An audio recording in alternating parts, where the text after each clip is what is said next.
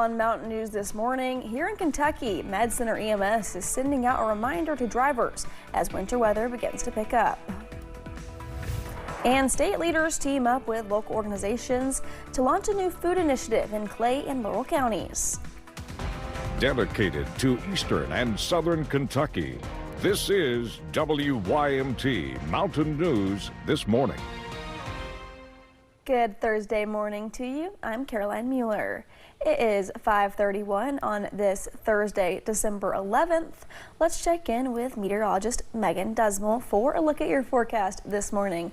Megan, definitely a stark difference from yesterday morning when I walked out my door to this morning. What's going on with all this weather? Yeah, we are seeing a pretty big difference in those temperatures this morning. We're not looking at the 40s like we did yesterday. Instead, the low 30s. In fact, we're looking at 29 degrees even in Jackson, 28 in Logan. So it's very chilly outside today. Most folks are below the freezing line. So be careful out there, drive safely, and be wary that there is still some snow falling. Now, in terms of those temperatures this afternoon, we're not going to see too much improvement, unfortunately. Still those low 30s for our northern counties, but we do have some chances for upper 30s as you're traveling south of the Hal Rogers. In terms of what we're seeing right now, snow chance-wise, still looking at the snow pretty stagnant over portions of Leslie, Perry, Knott, Letcher, Harlan, Breathitt County, as well as our West Virginia counties. And we'll continue to watch that clear itself out. And by 9 o'clock, we're looking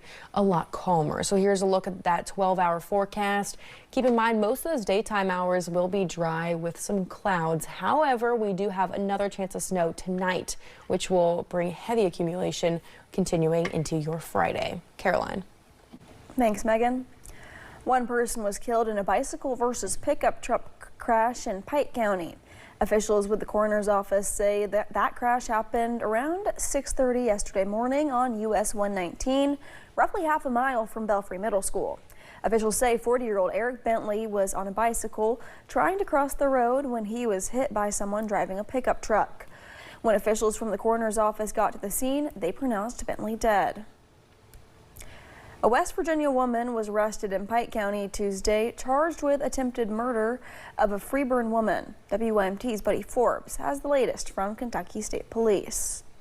Kentucky State Police Post 9 received a call on Saturday of a unresponsive female. Investigators say it began with a call about a woman lying on a bench, beaten half to death. They located Nancy Geralds, who lived at the residence nearby, and she had suffered multiple lacerations, had bruising, and parts of her body had been appeared to have been burnt. Though she was unable to speak to first responders, troopers say they were able to identify Geralds using her car registration, a tattoo on her chest, and her mailbox, which is now all that remains of her Freeburn home. They also discovered that her residence had recently been on fire. Using video surveillance and other tips, troopers identified a person of interest in the crime and began working the case. We've got interviews that we have to do, evidence that you have to collect and go through, especially with the victim being injured so badly. She was obviously transported to a nearby hospital for medical treatment. So to be able to get with them and talk to them, get an interview. Trooper Michael Coleman says the pieces fully came together Tuesday when Geralds regained consciousness and was able to make a statement. Even with her serious injuries, thankfully we are able to say that Nancy Geralds is in stable condition and she's recovering now. Court documents say she identified Angel Hunt as the culprit, telling investigators Hunt tied her hands behind her back with an extension cord, choked her, and put her toes inside of an Amish heater. A warrant also claims Hunt stomped on the victim, beat her, and busted glass on her back before setting fire inside of the living room. As a result of that investigation, Angel Hunt of West Virginia was arrested and charged with arson, first degree, assault, first degree, strangulation, first degree, and attempted murder. Coleman says though the public response was not as immediate as the community may have liked, with versions of the story circulating in the area and on social media, the work has been underway to get answers and make an arrest. We understand, people want answers right then, but, it takes a little bit of time for us to put all the pieces together to make sure that, we're not doing anything to jeopardize our investigation so that in the end, we can make sure that justice is served. In Pike County, Buddy Forbes, WYMT Mountain News. Trooper Coleman says Girls is in stable condition, working to recover from the attack. Hunt was on the docket for arraignment in Pike Circuit Court yesterday morning. In Bell County, Middlesboro police make a second arrest in what they're calling a pill-dealing organized crime ring. Katrina Lawson of Tennessee was arrested Tuesday. Diana Loveday was arrested in November. Police say during a search of Loveday's home, they recovered nearly 1,000 prescription pills and cash from what's believed to be illegal drug sales. Multiple people have been identified in supplying Loveday with their prescription pills. Additional arrests are expected. One Pike County man was sentenced to more than 17 years in prison for his role in producing child sexual abuse material. According to his plea agreement, 54-year-old Lonnie James Maynard produced the material back in January. The agreement says on Maynard's phone there had been a Snapchat conversation in which he directed a child to send him sexually explicit photos. In Laurel County, one man was arrested on charges relating to child sexual abuse material. Kentucky State Police arrested 20-year-old William David Sizemore on Monday as a result of an ICAC investigation. KSP's electronics branch discovered Sizemore had been producing a minor online. After police confiscated the devices Sizemore had used, they charged him with one count of producing or promoting the use of a minor by electronic means. Here in Kentucky, MedCenter EMS is sending out a reminder to drivers as winter weather begins to pick back up. Studies show traffic fatalities increased by 34% when snow and ice are on the roads. Many factors play into these crashes, like bad tire tread and sliding on slick spots. Whether you are experienced or a new driver, experts encourage people to stay in during snowy and icy weather, unless travel is absolutely necessary. Don't press your comfort level. If you're not accustomed to driving on wet or slick or ice road conditions, then kind of really gauge, do I even need to be out? Staying off the roads not only keeps you safer, but helps EMS respond to calls. During winter weather conditions, drivers tend to slow down, extending ambulance response times. If you do need to be on the road during winter weather conditions, pay attention, listen for sirens, and pull over if necessary. Yesterday marked 4 years since several deadly tornadoes hit western Kentucky. 81 Kentuckians were killed the night of December 10th going into the 11th, 2021. Damage was widespread across several counties, leaving thousands without homes. Mayfield was one of the hardest cities hit. Mayor Kathy O'Nan recalled the whirlwind of chaos that followed in the same room where recovery operations first began. This was where it all happened after that first night. Many tears have been shed in this room, many thoughts in this room, much help was brought to us in this room. To stand here today in this same spot where we've all stood before is an emotional experience. Governor Andy Beshear established the Team Western Kentucky Tornado Relief Fund to help folks rebuild.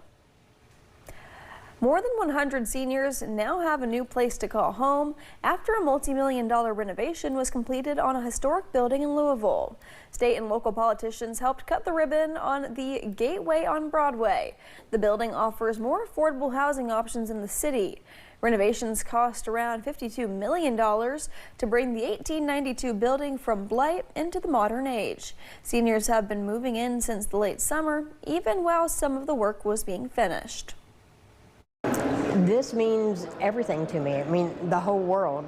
I mean, if you don't have anything, this is such a tremendous, the benefit from this, like I said, it just empowers me. I mean, it's so needed. Along with the senior housing community, the building will also be home to commercial space, nonprofit businesses, and a resource center.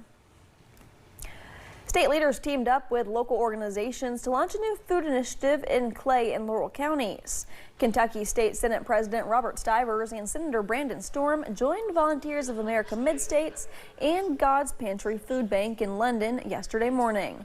They announced Thrive Together, a program aimed at strengthening food distribution for seniors, children, and families. The initiative is supported by a $50,000 investment from CVS Health, One Clay County, and the Kentucky Beverage Association.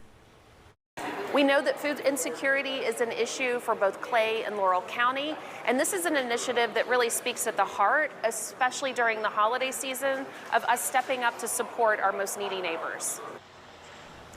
The announcement was hosted at God's Pantry Food Bank in London. Tuesday night, the Board of Education in Wayne County, West Virginia, decided to approve public hearings regarding the closing and consolidation of Dunlow and Genoa elementary schools. Superintendent Todd Alexander says in just 10 years, the district has lost the population size of roughly 9 schools, and they're running out of options with less aid coming from the state. He says the plan is to reach $4.2 million in budget cuts, and this year alone, the county is losing millions in funding with lower enrollment. Both schools are at around 50 students. Genoa's at 60. I think Dunlow's at approximately 47 students. Those are extremely small schools. If the schools close, students would have to move to Eastland, Wayne Elementary, and Crum Pre-K through 8. Alexander says one of the biggest concerns left to work out is, in the event this happens, is longer bus rides. The West Virginia Board of Education approved the closing of Vendeville Elementary School in Logan County. They will consolidate with Omar Elementary. This comes after Vendeville was closed after they were dealing with a rock slide issue that occurred in April. The board also voted to close 2 schools in Roane County, West Virginia, in Geary and Walton Elementary middle schools. Those students will move to Spencer Elementary and Spencer Middle. Coming up, singer Billie Eilish is following in the footsteps of Taylor Swift and Beyonce. We'll tell you how in a look of today's Eye on Entertainment.